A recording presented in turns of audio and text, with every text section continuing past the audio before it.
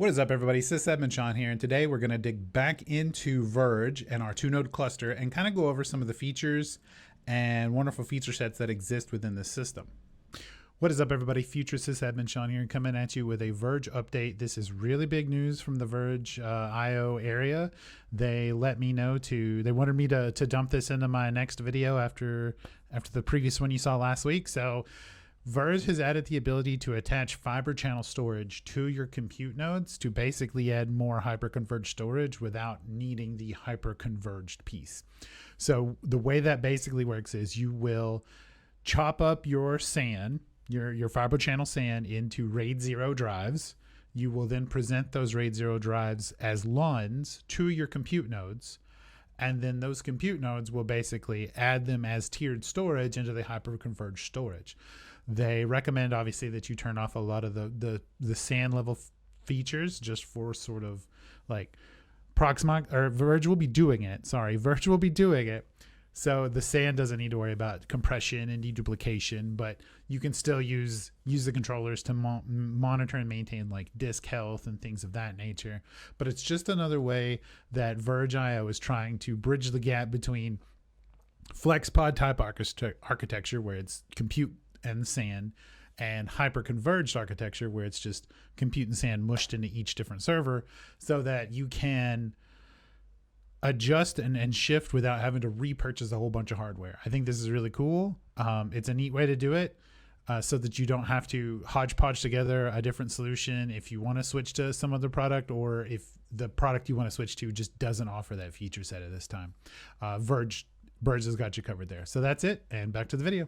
So as you can see, just like before I showed, this is our Verge dashboard. So we can see a log of all the things that have been going on, our vSAN tiers, our top tenants, which we'll discuss, our compute clusters, things like that. So we'll go down this list here. So machines are your virtual machines, obviously.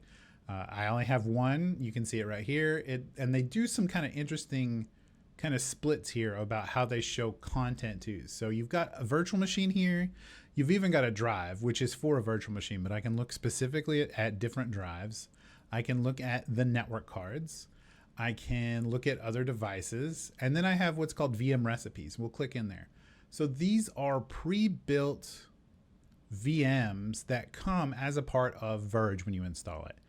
But let's say we wanted to make a new virtual machine.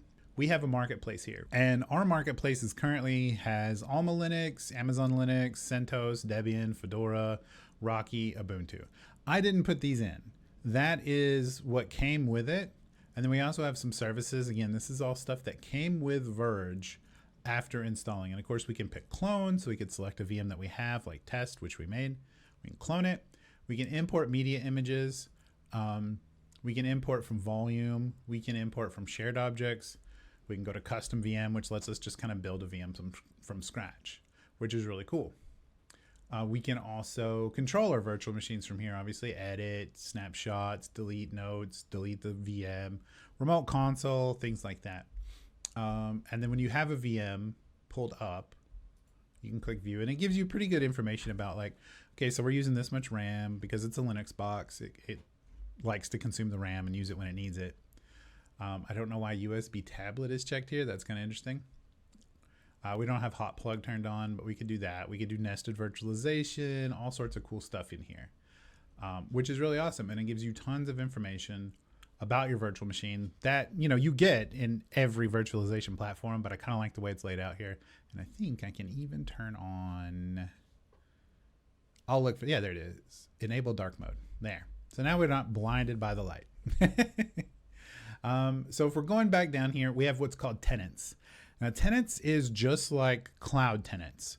You can completely isolate an environment. Think of it like resource pools in VMware, but kind of on a bigger level. Or I know Nutanix has something similar as well, but I can't remember what it's called.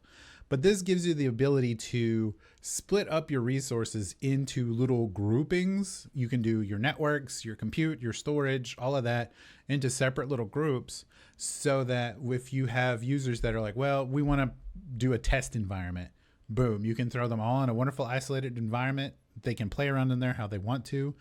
You can set up SSO based off of a top level SSO or create separate SSO silos on each tenant so that you can control access at a really granular level, which is really cool. Catalogs, like we went over before, this is where all of our information is for pre-built machines that we get from Verge.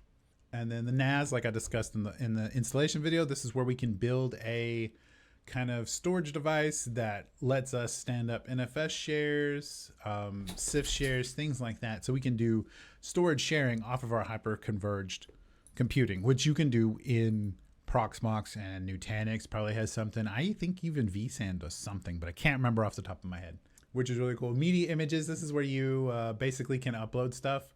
So you can see I've got this Rocky 8 generic cloud latest.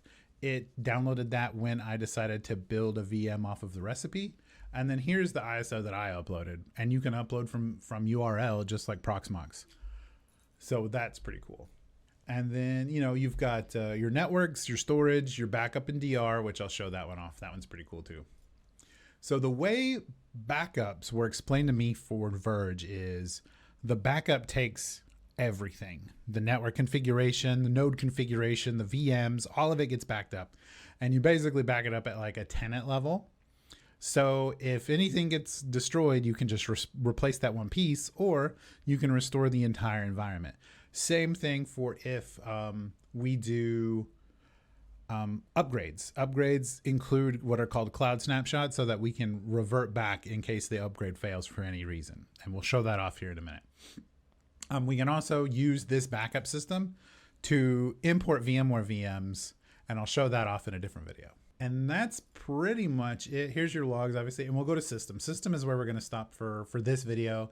This is going to show our cloud snapshots and how long they last until they expire. We've got some fairly new ones that have been kicking off at midnight, some at noon. Awesome possum. This is where you go in when you are configuring updates. So you'll put in a login info in here, and I won't show that off, but this is where you can get your updates. And then honestly, you can just auto update.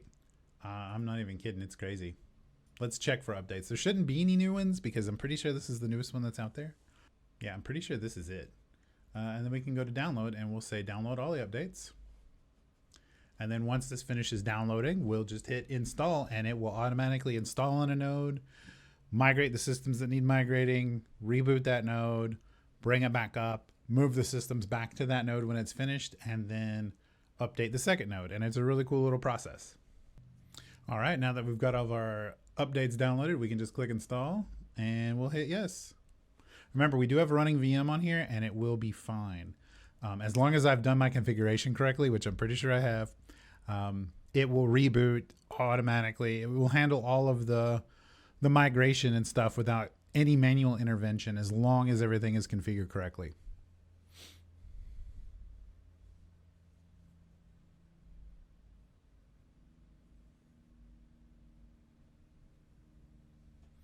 All right, and then we'll hit reboot. Now you can obviously allow unmigratable workloads to temporarily be rebooted. I'm going to check on that. I don't think it matters for mine because it is migratable. If you do have VMs that have to be pinned to a host, I'm guessing that would cause them some downtime and you would be aware of that ahead of time. I haven't run into too many situations where I've needed to do that anymore in the sysadmin world. But early in virtualization's career, it felt like there were quite a lot of virtual machine configurations that required for licensing purposes or other that you either pin a VM, or if you have it configured incorrectly, or maybe you have a CD-ROM mounted. That's the one that gets a lot of people in VMware. Your VMs can't migrate if there's a CD-ROM mounted. So you need to make sure all your CD-ROMs are unmounted when you're updating, or else they can't migrate. This will take a long time because my nodes do not boot quickly. Hopefully it doesn't cause a major problem. And there we go. Our nodes are updated. So that was pretty easy. It did take a little bit of time, but that's kind of my thing. not anything indicative of the software. So that's pretty much it for this one. We just wanted to show off how easy it is to update. And of course, this isn't a very fair comparison because I'm not really running any major workloads or anything, but your experience should be the same based on what I've seen. And we've actually done this in a proof of concept at work that we tried out with Verge, and we didn't see any problem with the multiple VMs that we had running from actual VMware imports, just to kind of test all of the different processes. But that's all for this one. Thanks, and we'll see you in the next one.